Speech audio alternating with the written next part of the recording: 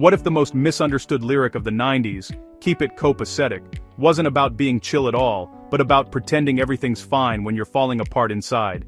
Local H's "Bound for the Floor" isn't just another grunge-era anthem. It's a bitter, sarcastic cry from someone who's completely given up, and it just might be the most brutally honest song of the decade. Learned all my lessons before now. Released in 1996, "Bound for the Floor" became Local H's breakout hit, the kind of song that sounds like rebellion, but feels like exhaustion. It blasted across MTV and alternative radio, right when everyone was still chasing the ghost of Nirvana. But beneath that catchy, fuzzed-out riff, is a song about resignation, self-loathing, and the moment when frustration turns into acceptance. It's not a rallying cry, it's a confession. The sound of someone who's realized they can't win, so they've decided to stop fighting. Born to be down. I think you'll get used to it. Right from the first line, "Born to be down," the song sets the tone. This isn't about sadness, it's about inevitability. The singer doesn't just feel like a loser, he feels destined to be one. The lyric "born to be down" is simple, almost childlike, but that's what makes it sting. It's a phrase that sounds resigned, as if he's been conditioned to expect failure before even trying. Then comes the gut punch. What good is confidence? That single question cuts to the heart of the song. It mocks every self-help mantra and every "you can do it" pep talk. To someone who's bound for the floor, confidence feels like a cruel joke, a placebo for people too naive to realize that some things are just stacked against them. Just don't get it, keep it copacetic, and you learn to accept it, you know, you're so.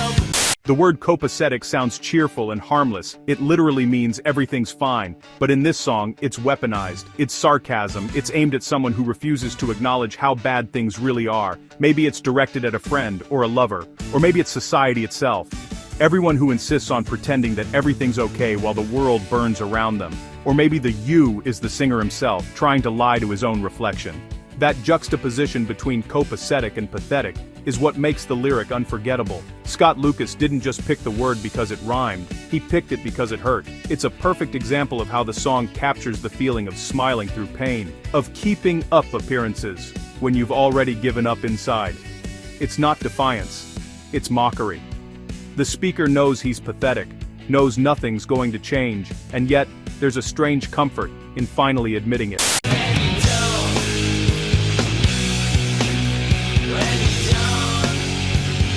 Musically, that same contradiction drives the entire track. The song feels upbeat, fast tempo, driving rhythm, heavy guitar, but there's this sense of being stuck in place. The riff loops over and over like a treadmill you can't get off. Scott Lucas's voice sounds almost numb in the verses, then explodes into frustration in the chorus.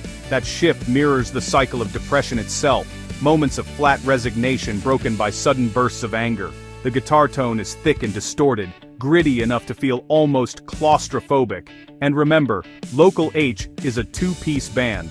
Lucas used a modified guitar rig that let him play both bass and guitar parts simultaneously. The result is that raw, heavy, buzzing sound that feels massive, but slightly unbalanced, like the musical version of anxiety itself. Think that I've said this before now. Born to be down. Scott Lucas himself has said that he loves using words that have been tossed on the scrap heap of linguistics. He first heard copacetic in old war movies and loved how it sounded outdated, almost ironic. He also admitted it was a deliberate tribute to the band Velocity Girl, who released an album called Copacetic in 1993. But in Bound for the Floor, the word becomes something new, a linguistic time bomb that explodes in sarcasm. Lucas once said he liked pairing it with pathetic, not just because it rhymed, but because it made the chorus sting. The cheeriness of one word rubs up against the self-loathing of the other. It's the sound of denial and despair shaking hands. And that irony extends to the band's story too.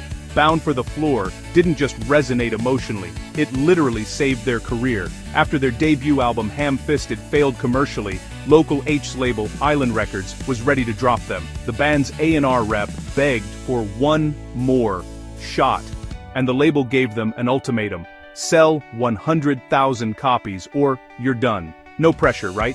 Against all odds, Bound for the Floor became a hit. The song blew past expectations, dominated alternative radio, and secured the band's future, at least for a while. But for Scott Lucas, that success wasn't exactly a happy ending. In interviews, he said he's not nostalgic for the MTV era at all. He calls himself an anti-nostalgiast. He doesn't like looking back at the 90s as some golden age because, for him, it was a time of constant pressure and compromise. That perspective adds another layer of bitterness to the song's legacy. The very track about failure and self-loathing became their biggest success, a cruel twist of irony that fits perfectly with its themes. In live shows, Lucas has said they don't always play Bound for the Floor. It's a fan favorite, sure, but he's not attached to it. Sometimes he skips it entirely, saying he tries to imagine what he'd want to hear if he were in the audience. That detachment speaks volumes. To him, the song isn't a proud victory.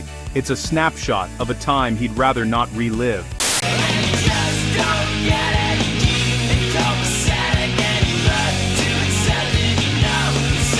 When you put it all together, Bound for the Floor becomes more than a grunge hit. It's a mirror for the way we deal with pain, by pretending we're fine, by keeping it copacetic even when we're drowning. The irony is that everyone who sings along to it is also, in a way, doing exactly what the song mocks, smiling through the breakdown.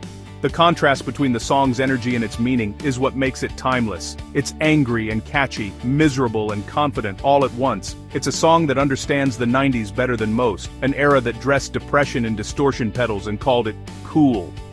And that's why it still hits today. The words, "you just don't get it," could apply to anyone, to a clueless friend, a dismissive world, or even your own reflection. It's an accusation, a confession, and a cry for understanding all at once.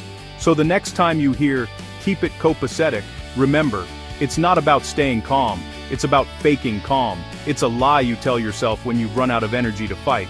Bound for the Floor isn't about rising above, it's about admitting that sometimes you don't.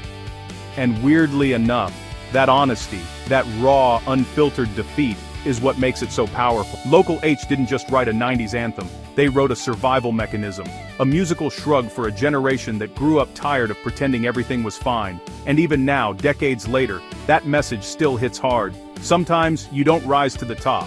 Sometimes you're just bound for the floor.